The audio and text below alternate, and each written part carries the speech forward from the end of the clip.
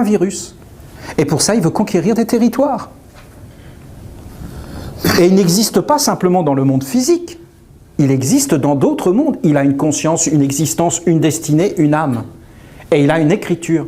Si on lui donne toutes les armes pour qu'il entre à l'intérieur de nous, et qu'il décode nos systèmes de protection, et qu'il réécrive nos organes, qu'est-ce qui se passe? On tombe malade, alors on perd nos organes, on meurt. Et au bout d'un moment, on se dit, comment faire? Alors on va nous dire, très bien, on va vous mettre une autre écriture et d'autres organes. Et vous allez voir qu'on va tout transplanter. Et que dans l'avenir, ça va être grandiose. On va transplanter nos organes, on va nous mettre des organes métalliques, on va nous unir avec des machines, pour qu'on devienne de plus en plus résistants à ces virus qui auront été créés par cette intelligence-là. D'ailleurs, plus il y a de technologie, plus il y a de maladies. Vous n'avez pas vu toutes les nouvelles maladies qui sont apparues? Mais c'est colossal, il n'y en a jamais eu autant. Jamais eu autant de maladies. Le sida et toutes ces maladies qui sont apparues d'un seul coup.